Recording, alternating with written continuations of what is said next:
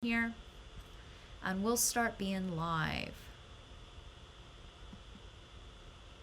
Oh, look at that full screen interface right there. That was a big difference, huh? All right. I'll just make sure I'm going to pop over to the general chat too. So on your end, you'll be able to see this. On the recorded end, if you watch this video later, this won't be popping up. But I have put in our lovely image. If you want to work off of the image and just have me on a separate screen or something, that's fine too. Just to see how I'm handling it. Essentially just right click your image and then you'll have an option page that pops up. You can either copy the image into a Word doc, you can save the image, this is probably the best one. You can open it up in a web link and that will pull up obviously your attached browser or your preferred browser and just pull it up in a web screen. I did make the image pretty small, so it is going to be, it's a decent resolution, it's just a small image. So you'll be able to view it at a comfortable size, but it won't be able to be maxed out, all right? All right, so we have a really nice little image here set up for us. We've also got, hopefully, all of our painting supplies and materials. So what I'm gonna go do now is I'm gonna pull out some white and black paint. We talked about palette organization kind of at the beginning of the class. I know we touched on it. Some artists really get obsessive about the way they organize their palettes. Actually, I think most artists do. I'm no different in that. I get really obsessed with how I organize my palettes too. And I think about, you know, where the proper kind of paint should be and what's going to be most comfortable for me. Usually when I paint, I tend to paint with my palette facing this way, more in a horizontal kind of position. That way I can put my paints or my pigments straight up here on the palette, right? So normally I have my white and then I'll have my black over here or vice versa, just depending on how white my painting is or how black my painting is, whatever's more comfortable for me to reach, and just depending upon where my palette's actually located. And then I'll have usually my colors from red all the way to indigo or violet on the right side. So that's my normal kind of painting palette setup. You might find that that works for you. You might find that you like to have it in another order. Maybe you like to do primaries, right? So red, yellow, and blues. And then you just have a cool and a warm version of that. And then maybe you have your secondary colors down here. I've also seen artists organize them that way, or primaries and secondaries being in different categories on the top of their canvas or palette. I'm going to go ahead and just put some white on the top of mine, just so my palette can be in screen a little bit so you can see me mixing. I'm just going to go ahead and place some white here and some black here. I'm going to grab my palette knife and I'm going to dump a little paint on. Now obviously you're not working from big vats, so just go ahead and scoop out your little tube. I still have not received most of my Liquitex paints from Dick Blick yet, so I'm still waiting on an order. Is there any of you that are still waiting on orders from Dick Blick for paint? Or do you have everything you need? I had to end up canceling my order because they were back ordered all the way until like fall of next year.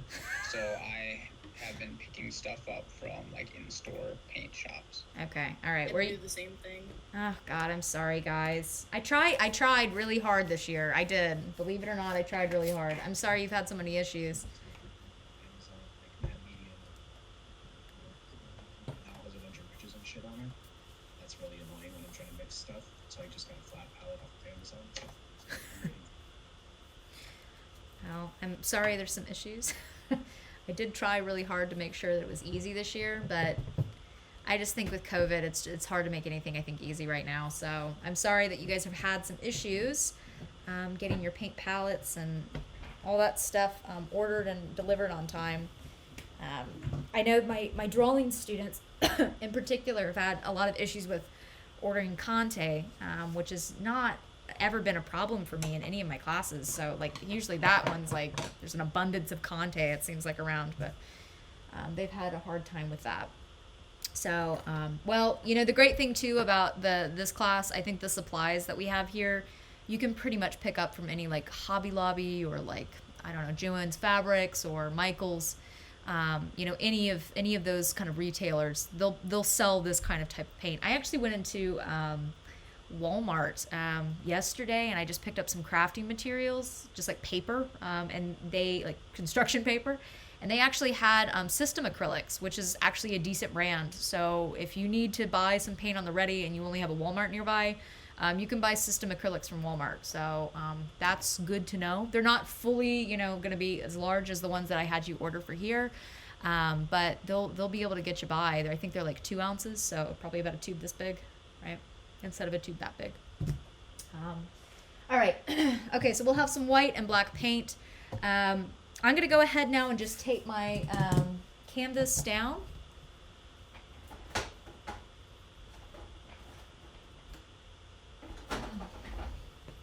And then I'm probably going to have to go get some paper towel here in a second. So I'm going to step out of screen real fast because I think I just ran out of my paper towel roll.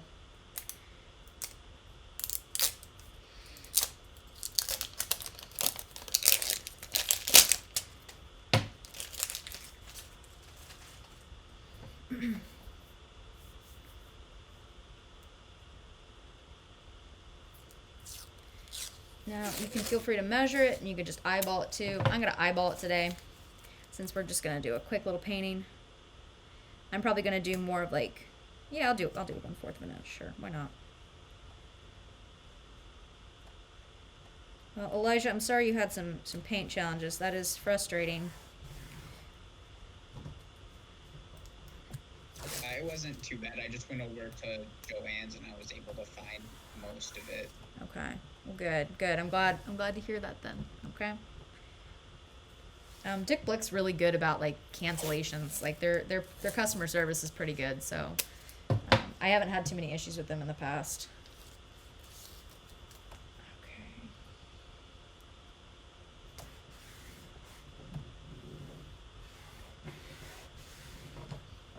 Alright, and then after this, I'm going to go ahead and pull out a couple brushes, grab my paper towel roll,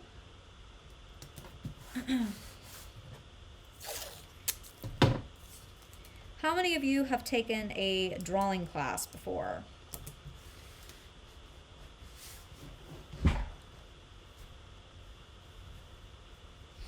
I know some of you are in a drawing class with me now, so that's good.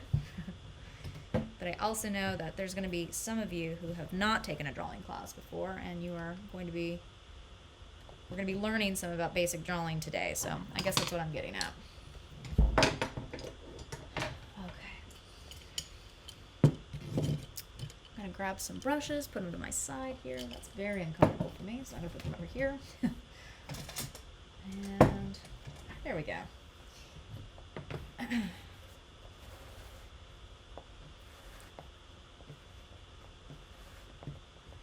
So when I used to live in Florida, it was really nice because, obviously you have pretty much comfortable, I guess, defining how you define comfort.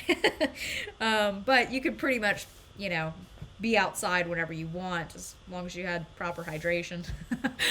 I was in the middle of the state, so it was extra humid for me. But and then I did live on the coast too. But when I was in Florida, I used to have like big vats of sand, and I would always empty out my water and paint into sand, so it'd be like a natural filtration device, and it would just save all the essentially heavy metals that are in paint, so it wouldn't go down into the waterways, and just like be a natural filter. So now I can't really find an equivalent, because every time I do that here, it freezes, right? So it's all right. I'm still trying to figure out a way to healthfully do that. Okay, so I'm going to pull out a couple brushes. I'm going to start talking about gesture drawing and gesturing with a paintbrush first. So typically when I do a gesture drawing, that is a kind of rapid fire drawing in some cases. So essentially thinking about looking at the general forms in your image. In our case, we're going to be using this teapot, this teacup, and this beautiful Myers lemon. And this is going to be the still life that we're working from today. So essentially we're going to start off with a gesture drawing. If you haven't done a gesture drawing before, that's okay. I'm just going to talk you through the process essentially.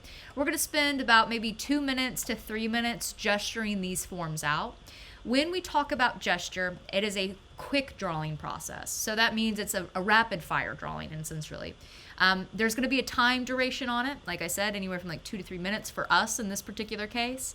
And really what we're looking at is we're going to look at how these objects are placed on our page. We're going to look at the relationship that they have to the border or the edge of the frame. I like to call this the pictorial frame or pictorial space, okay, because that is the frame in which we are working on.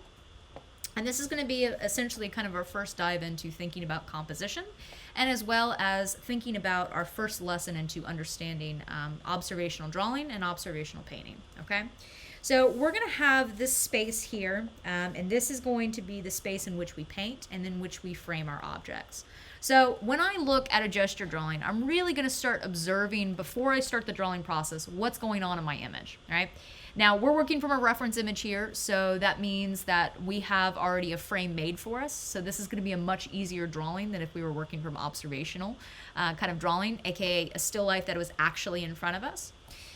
This is going to be much easier because we're not going to have to transcend dimensions here, right? We're not going from 3D to 2D, but rather we're translating a two-dimensional image on the screen to a two-dimensional painting in front of us, all right?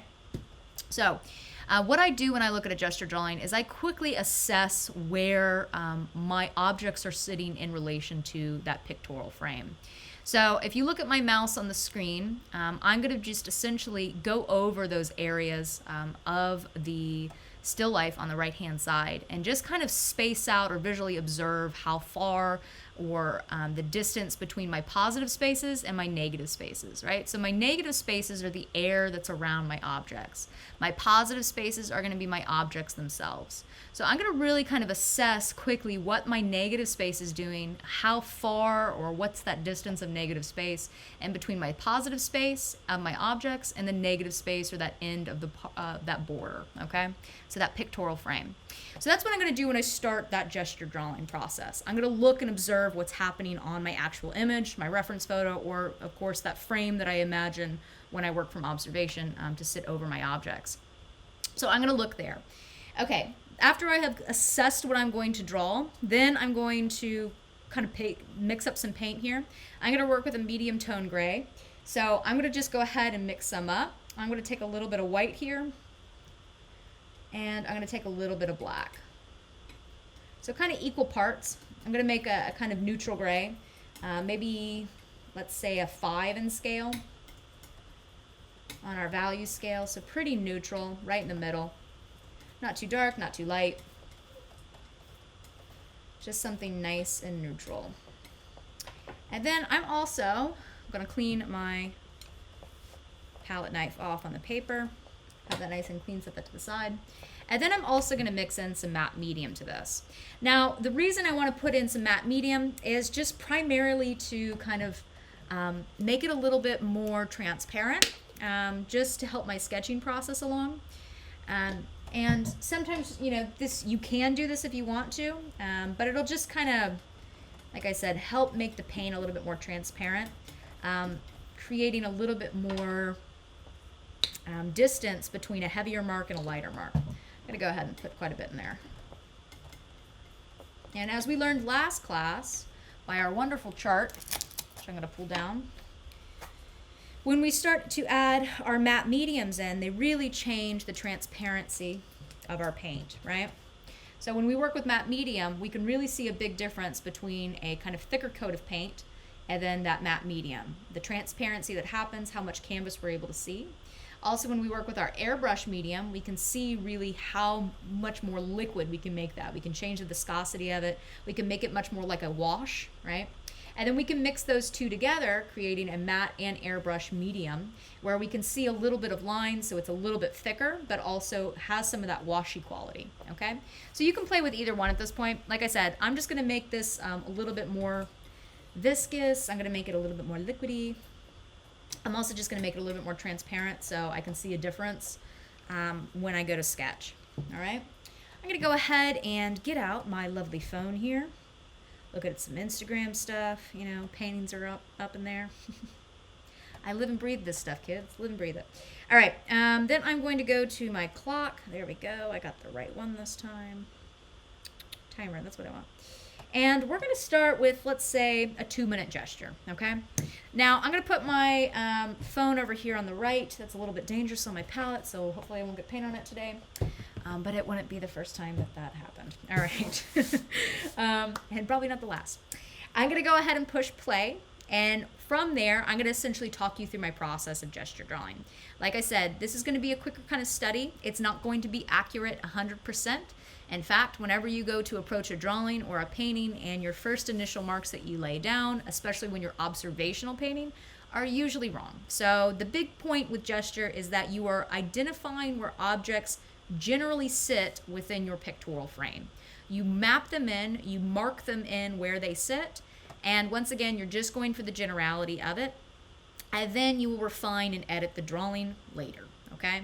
But the big thing is you want to get all of the content down on the page quickly and rapidly so you can have that edit time later, okay? And of course, we can't edit what's not there. So once again, that's why the gesture drawing is so important, because we're going to be able to quickly map in all of the major components of our study relatively quickly and have them all sitting on our pictorial frame.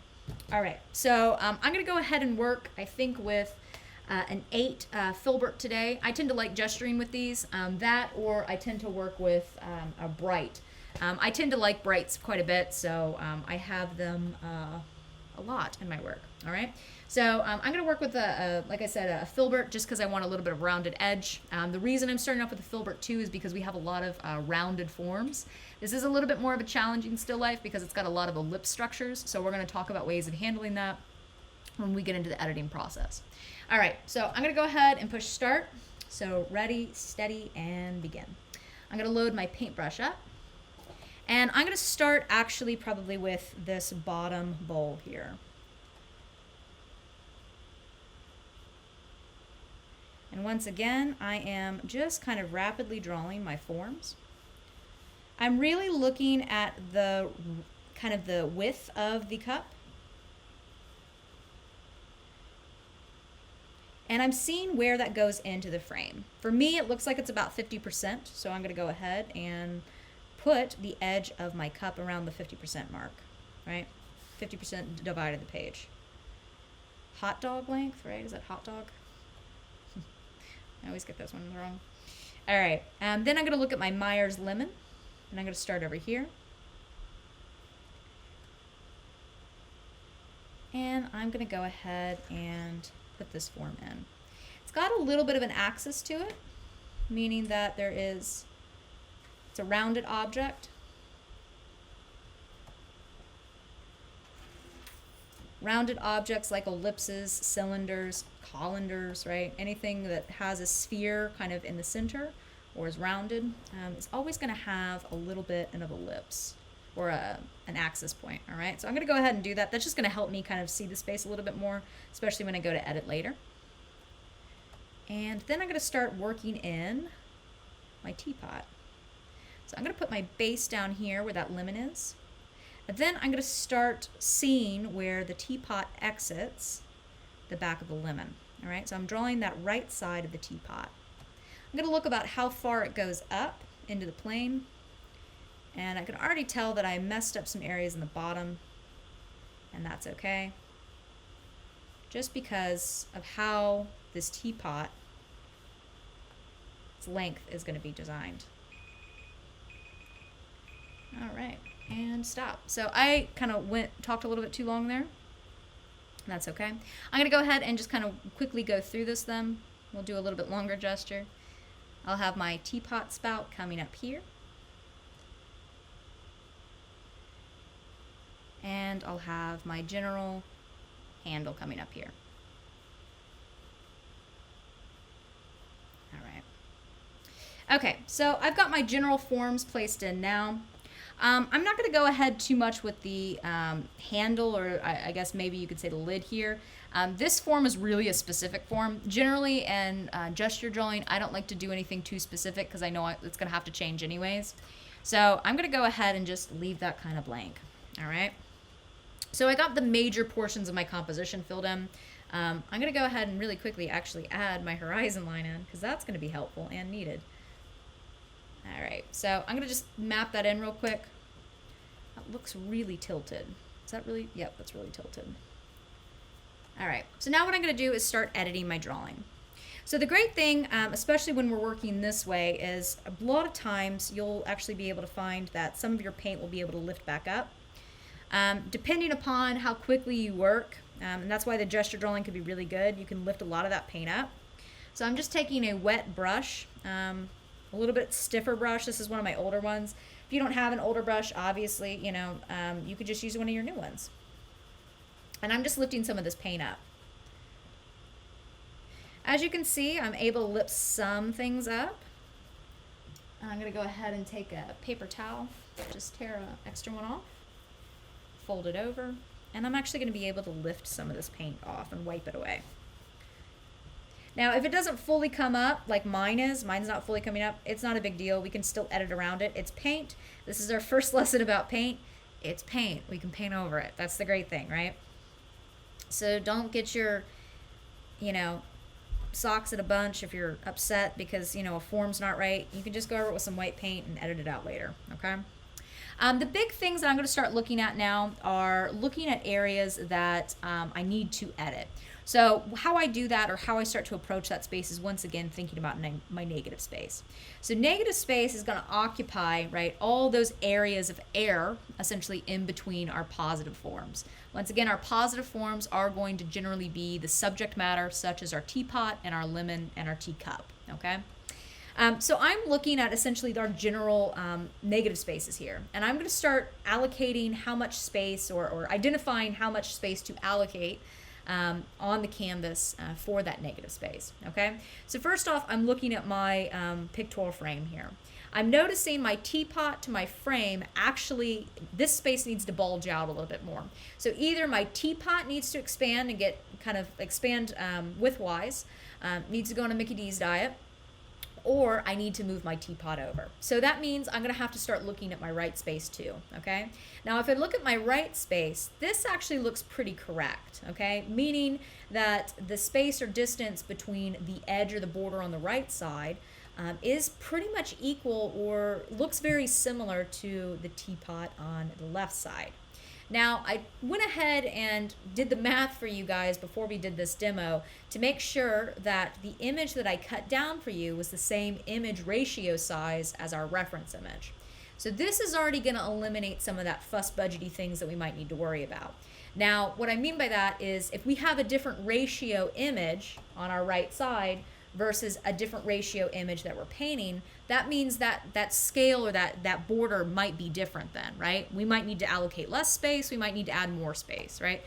So that's why it's going to be really helpful to think about your reference image and how it can actually affect your objects and that border relationship. So scale things up. If it's a 5 by 5 and you want to scale it up by 2, it's a 10 by 10, right? Then that means your image is going to have to either be a 5 by 5 or 10 by 10. It doesn't necessarily have to be that. It'll just make it easier for translating information, okay? All right, so that's going to be our first thing that we're going to start looking at. So as I said, I think this is pretty much similar. So I'm going to go ahead and actually move my forms over a little bit more. I'm going to go ahead and add a little bit more matte medium to my palette. I just want to make this a little bit more washy. I'm just going to mix it into with my brush. I just want this to be a little bit lighter because it's a little bit darker than I thought. So I'm going to go ahead and start shaping this form a little bit. I also made the general shape of this more of like a circle. And now that I'm actually looking and starting the editing process, I'm noticing that there's quite a bit of like a drastic bulge here, right? Like down at the bottom, it almost has like a defined crease in it where the ellipse is pushing here, and there's like, I don't know, it's not quite a circle, right? So there's going to be a significant point that is being bulged out towards the bottom of the teapot. So I'm going to have to pay attention to that space and think about how I'm going to show that. I'm going to take my wet brush too and just carve into the space a little bit. So do some subtractive painting. And this is where you can use that wet brush to really edit information pretty easily, right? So hopefully you just saw what I did.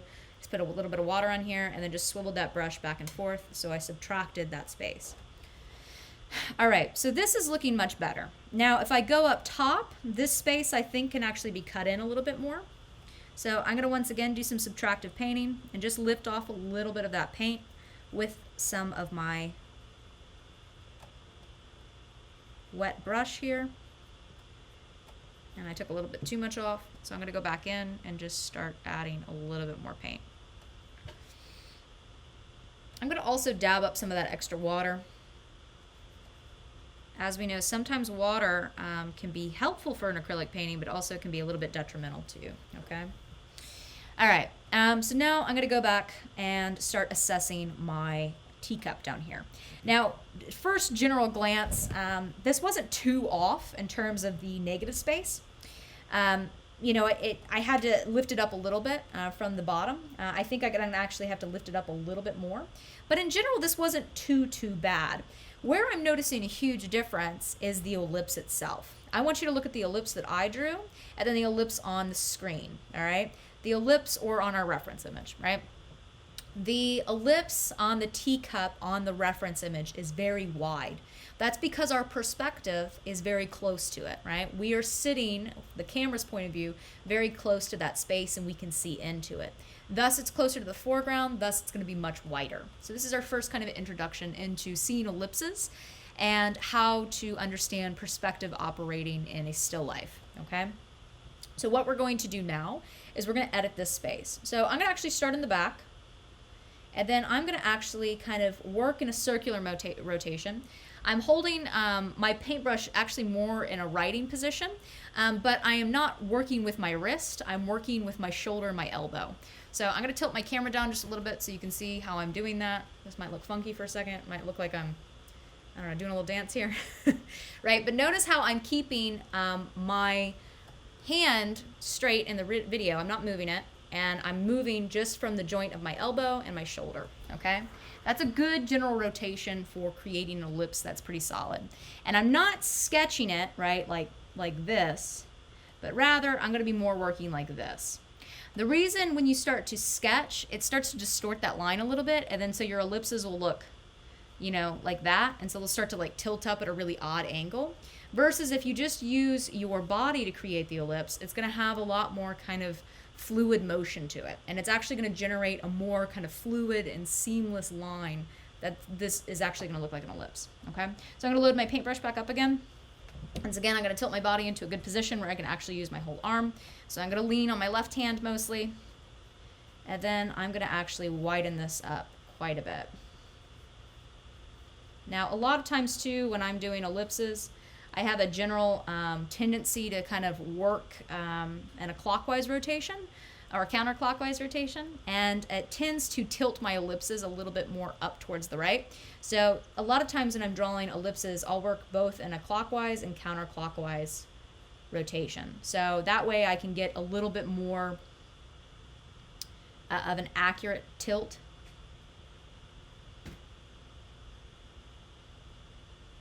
Now, wide ellipses are particularly tricky because your perspective really starts to shift quite a bit with them.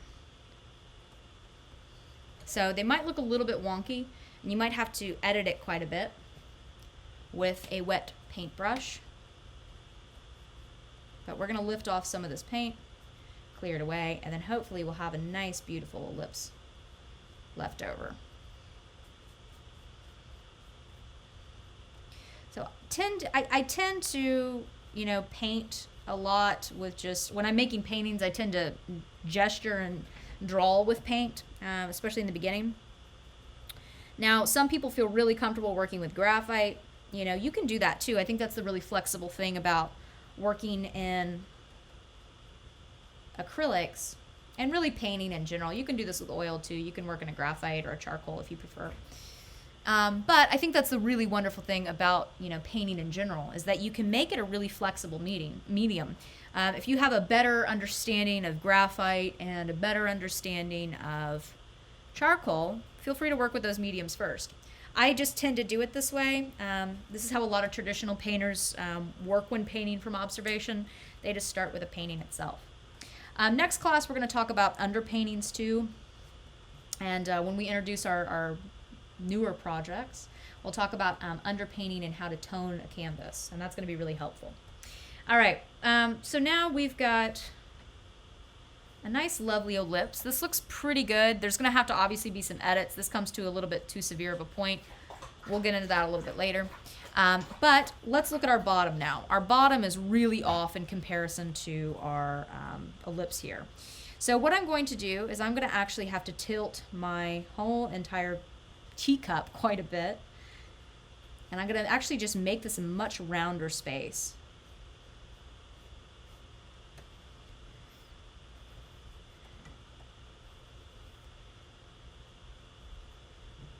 And I'm going to clean up some of this bottom ellipse line as well, because it looks a little bit too severe now.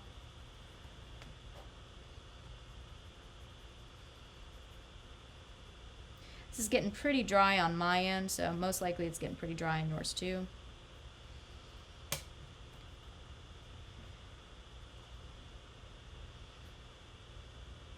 And that's okay. All right, I've got some basic edits to this. I think we're gonna have to come back and move this form around a little bit. It might even have to go up a teensy bit, but this is pretty okay right now. I'm okay with this and how it's operating. So we'll move on to some other things just to see how this form's actually working. I'm gonna go ahead and fill in that T space down here with just a darker value. And then when we go to redefine this edge, we'll most likely be defining it in a light gray, okay? And that's much later when we go to add the value in, okay? All right, so we've got our basic T structure here, our teacup here. Like I said, I think we're gonna have to lift this probably up more in the future and maybe even push this up a little bit more, and I think probably some more editing on our ellipse. But I got it in a general decent position, so I'm feeling okay with it. Now I'm gonna go in and start investigating my beautiful Myers lemon here. Isn't this thing gorgeous, right? It's so pretty. I bought it just so I could take a picture of it and make it for this still life. You think I'm joking? I'm totally not. I mean, I'm gonna drink it with some tea, but I totally bought it for still life purposes. All right, so I'm gonna go ahead and look at my Myers lemon. It's generally a good lemon shape. But I'm noticing when I start to observe how it's functioning with the negative space, it's a little bit off. So it's actually a little bit more squished. So I'm actually going to carve in this space a little bit more. And I'm actually going to push this in. So it's going to be a little bit more of a rounded lemon. And it goes a teensy bit up more, I think. Maybe just a teensy bit down. Okay? Maybe.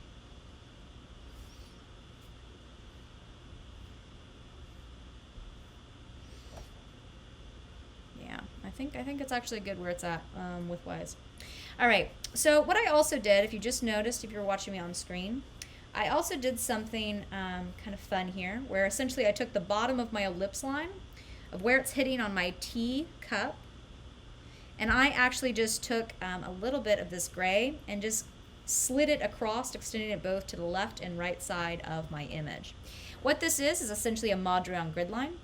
I talk about this quite a bit in drawing. This is a great editing procedure for any types of drawings or paintings that you do in observational painting or drawing. Essentially, you use connection lines that you naturally find in objects, and you extend them to see where they connect or hit other objects. Then you can use this on your reference photo simply by extending your brush up, the brush handle, and then literally just optically lining that brush handle on where you pull it and see how much distance or measure that space, a positive and negative space, and where it hits on the actual lemon. And for me, if I do that with my brush stick, what I'm doing is I'm literally taking my brush stick here and I'm optically lining it up with the edge of this ellipse, and then I'm seeing where that extends to and if it hits the bottom of my lemon.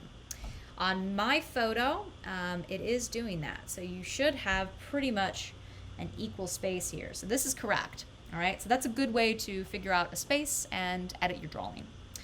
All right, so I'm gonna look at my positive space now. This is looking a little bit better now. I'm gonna go ahead and add in some white just to kind of carve out the space a little bit more and to kind of trim it down. And this is the beautiful power of painting right here. Once again, like I said, it is a painting. You can just paint over a form if you don't like it, or if you have to edit it. It's totally fine to do. And look, your grid lines can totally disappear. Isn't that amazing? Painting's amazing. All right, so this is gonna be a really important lesson though. I know I'm making fun here and just kind of joking around, but learning to think about your painting is not a precious thing. is a really important skill. I think a lot of people are trained to think that, paintings are precious and they're just these beautiful, great objects that are just supposed to be like looked at, and once you make a mark, you can't erase it. That's a total bunch of crap, right? Totally erase your marks. Paintings are fluid, flexible things, and they have a lot of beauty to them. That's true. But the first thing, you learn is if you can make a mark once, you can make a mark twice, right? So if you get an angle correct the first time, you can definitely do it a second time. So don't be afraid to ever erase anything if it needs to be erased. All right, as I mentioned, I think this space is looking pretty good. I'm just gonna measure out my teacup here, or my spout, and then I'm gonna look at my handle because I have a feeling this thing needs to change quite a bit, okay? Specifically where it's going and maybe the bow in it as well, okay? So I'm gonna go ahead and load up my paintbrush again, and I am going to start figuring out where this cuts in maybe to the lemon. So I'm going to create a Madrian Gridline. I'm going to spray my paint too because it's getting a little bit dry.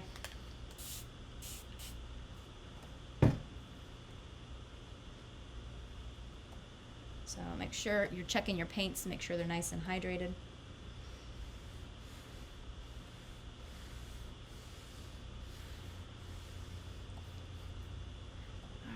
Got a nice gray line there.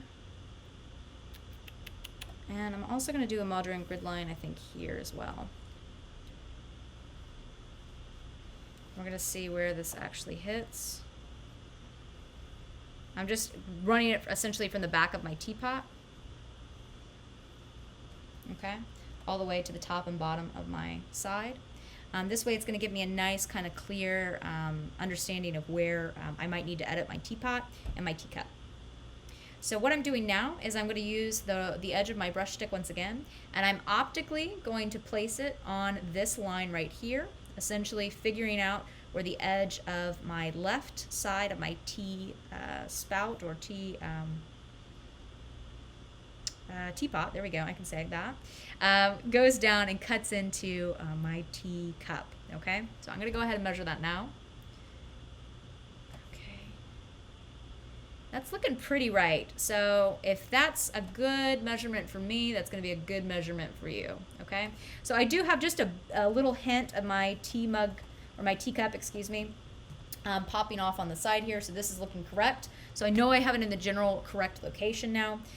Now I'm going to go ahead and check on my right side how far my tea pot comes out and cuts through my Myers lemon, okay? So I'm optically lining that up, just looking at where it dissects. And it comes through about here on my lemon. So that means my original spacing of my teapot is correct. So it might just be the shading of it that I'm having a hard time seeing, or maybe the bow of it, all right? And this might be a good time too if you need to add in some white paint to edit out that information just so you can see it a little bit better, to also do that.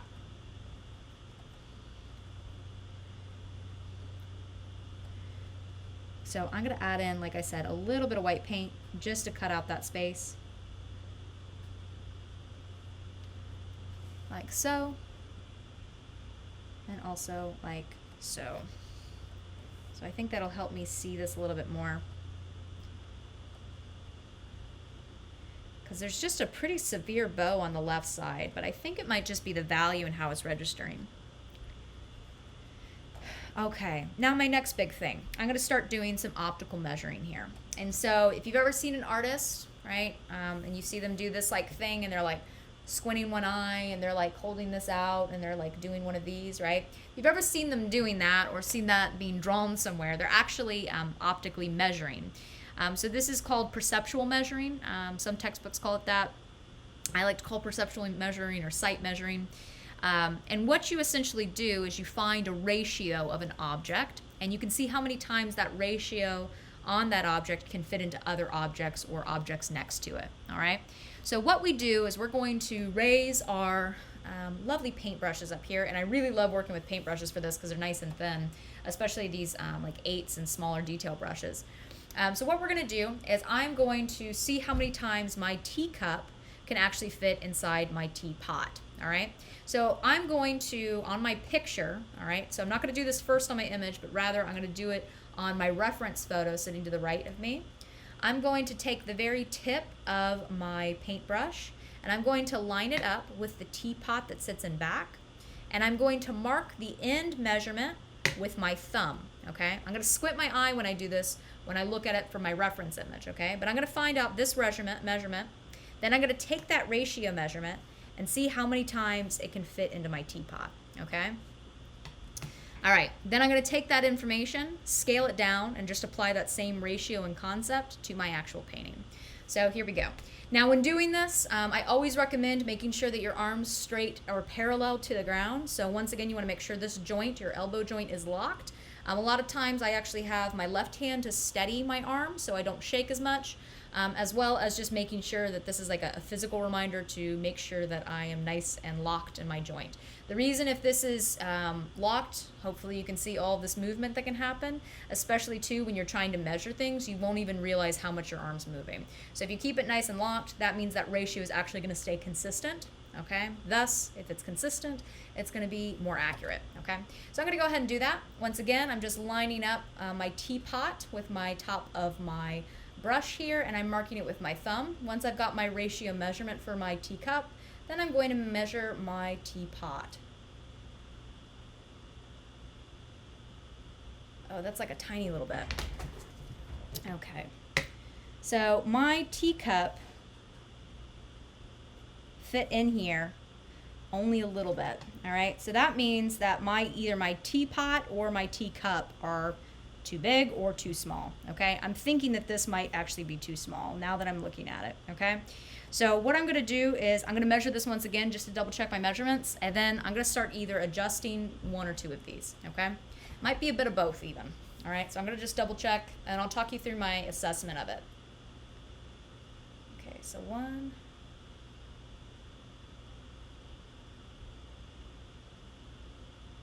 Okay, all right. That's a little tiny guy up there.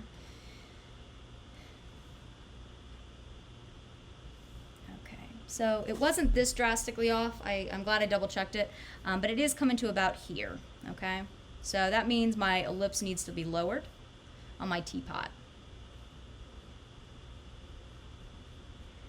And I think that's going to fix this scaling issue, because when I was looking at it before, it just looked too tall. Specifically, when I got to this side, it was looking really tall, and I couldn't figure out why that was that.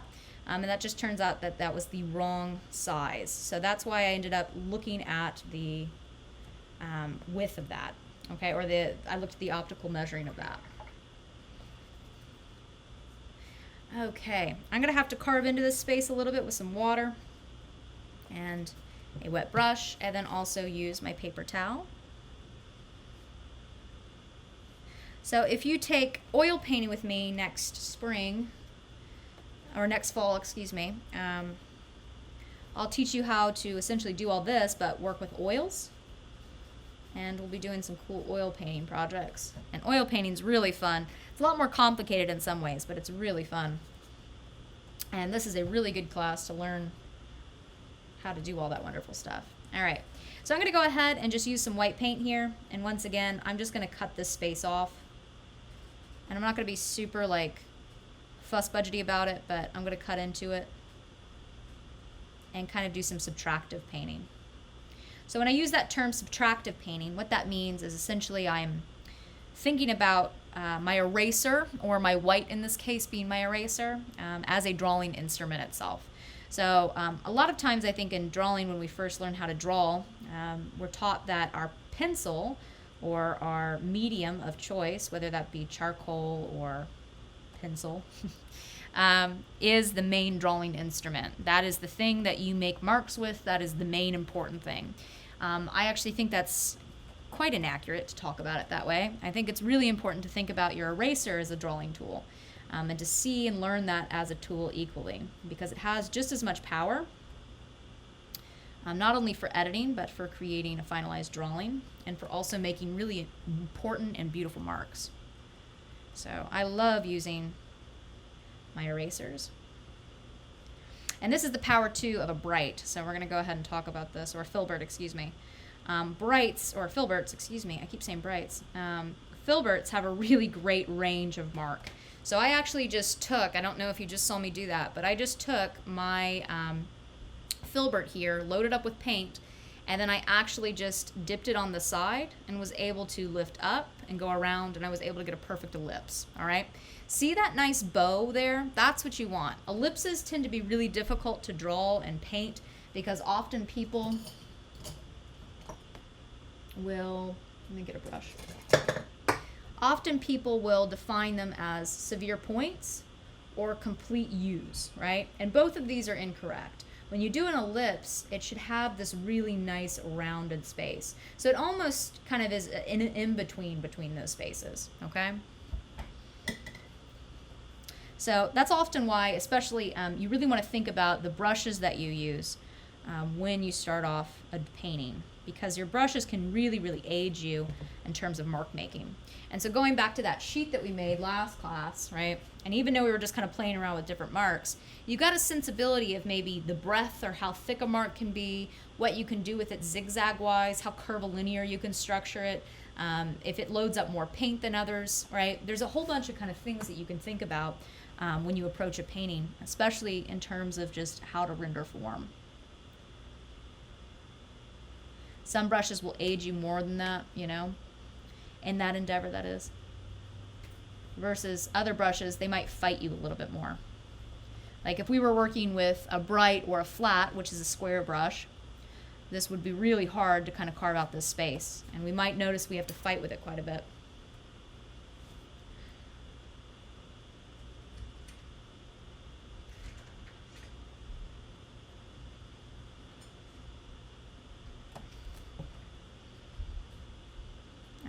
All right, so that ellipse is actually looking pretty good. It's a little bit tilted here, so I could probably work on it a little bit more.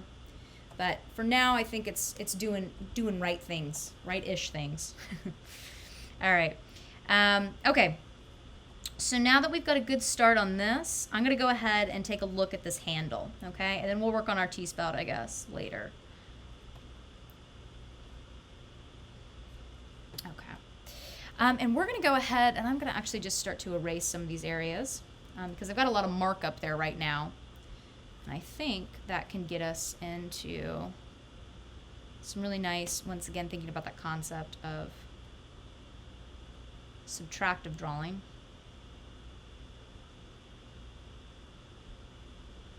And I'm just going to use my white as kind of an eraser in this case.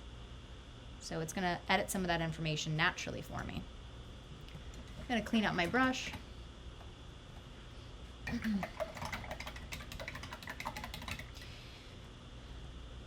And I'm going to go ahead and load it up with some paint now. This also brings up a really good point too. I just accidentally loaded up my brush with water and I didn't clean it off. And so I just put it into my paint and I just loaded my paint up with a lot of water. So this is going to be something you want to think about as well when painting.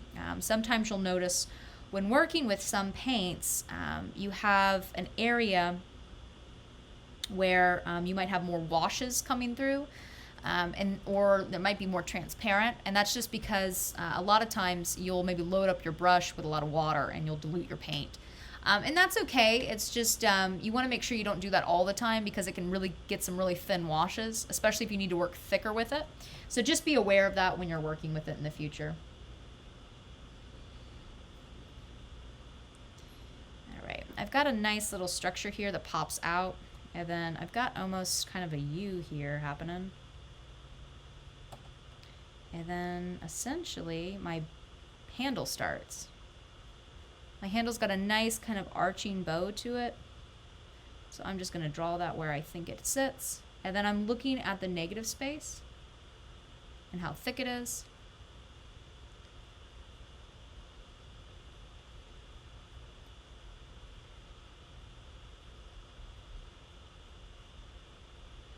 There we go. Okay. All right. So I've got some more editing I can do now on my teacup in the back, or my spout in the back. So once again, I'm just looking at my negative space. I'm going to start with actually that spout itself. And then I'm going to look at how it's cutting into the negative space, or aka being defined by the wall behind it. and how far it's going down in comparison to that Meyer lemon, okay? This would actually be a really good measurement. I actually think it's about 50% of the way from our tabletop in the background to our Meyer lemon. That looks about like 50-50, that ratio. So if you were to measure from here to here, this might actually be perfect, okay? So I'm gonna go ahead and correct my horizon line at this point. I'm sitting at a little bit of an angle, and I'm also getting some distortion because this is directly on the table for me. So it's a little bit harder for me to see. So there's probably gonna be some wonkiness to this.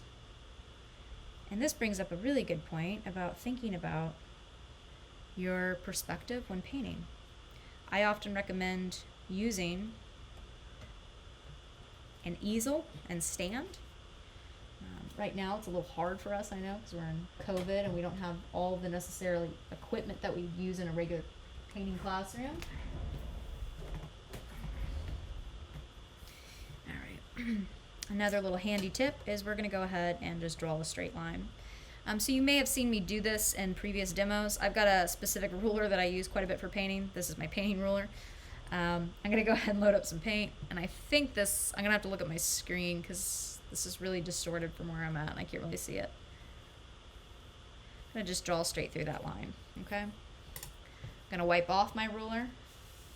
Nice damp paper towel. Remove all that excess paint. I love this ruler. It's a great ruler. Great painting ruler. And clean off my brush. Make sure it's all wiped off and there's no paint on it or water on it. Okay, and now that should be correct.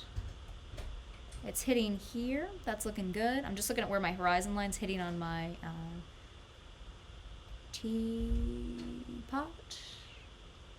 And there is some more issues here. Okay, well this is good to know. I'm gonna have to raise my my ellipse a little bit higher. So I'm gonna do a double check on my measurement down here, and maybe I have to extend my ellipse up here and make this cup a little bit bigger. And this looks pretty decent where it's hitting here. Might have to lower this. Yeah, I think there's some issues still with my ellipse. So that's okay, I'll fix that later. And that will be a thing that I work on. All right, the big thing is, I think that this relationship's looking pretty good between some of these negative spaces. And like I said, my Meyer's lemon's actually hitting here pretty well, so I feel like this space is pretty good. I think what I'm gonna go ahead and do now is just fix this. You doing laundry?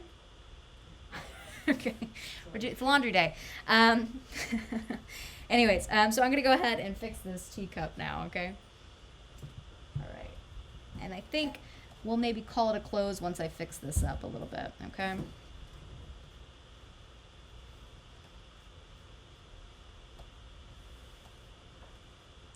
You're being featured in a film right now, so I hope you get excited about that.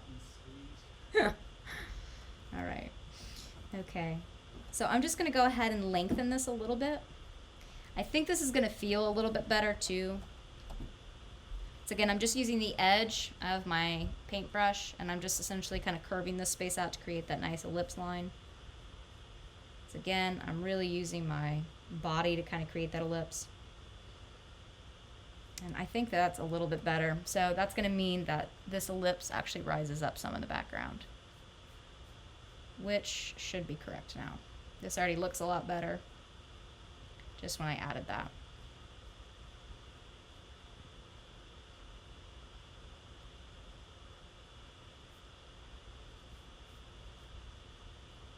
Okay. All right. So this is looking a lot better space-wise. Hopefully these edits have helped you figure the space out a little bit more. Do we have any big questions in terms of what I'm doing, how I'm editing? Is anybody really lost and confused right now?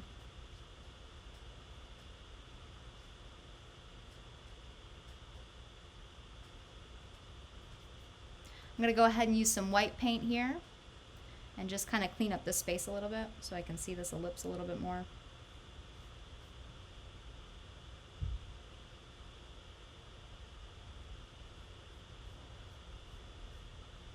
And we're going to really dive into investigating these forms a little bit more intensely in the future. Obviously, our fourth project that I'll be assigning next week has a lot of potential for observational drawing. So we'll be learning a lot about this and playing a lot with these forms. Essentially, if you're not getting it now, it's okay. I mean, the thing is, a lot of this just takes practice, right? That's why they call it a studio practice. We have to practice at these things to really get them and see them.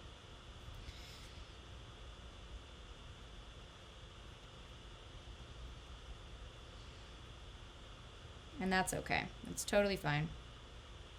I'm going to make this ellipse a little thicker than what it is, but I'll cut it down in the future. You'll see how I handle it in our next demonstration when we work on this drawing or painting. All right, I'm just using my white right now, like I said, as a bit of an eraser and just kind of carving out some of this form a little bit more specifically.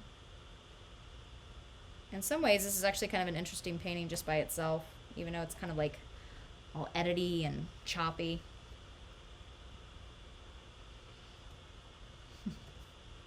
It's like a deconstructed painting. I actually end up really liking the sketches a lot, just of paintings themselves. All right. Okay, so I just added a little bit of a lip there with my foot. I'm gonna have to bulk that most likely up, but I'm just gonna put it in there as a placeholder. And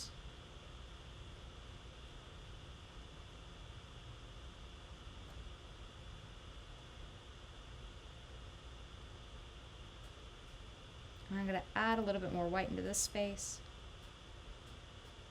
And I'm going to add, I think, my lid next class, okay?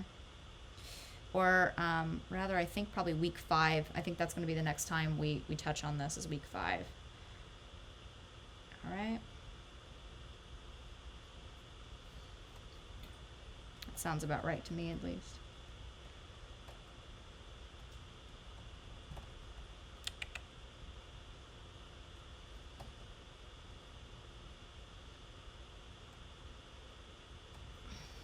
Doggo loves being in the studio when I work.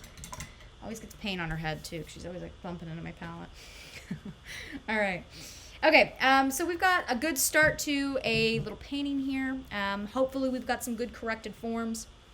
Next class, we're really going to dive into this a little bit more, or rather, week 5, we're going to dive into this a little bit more. I want to review some other things that we're going to do in class, so I'm going to go ahead and stop the video.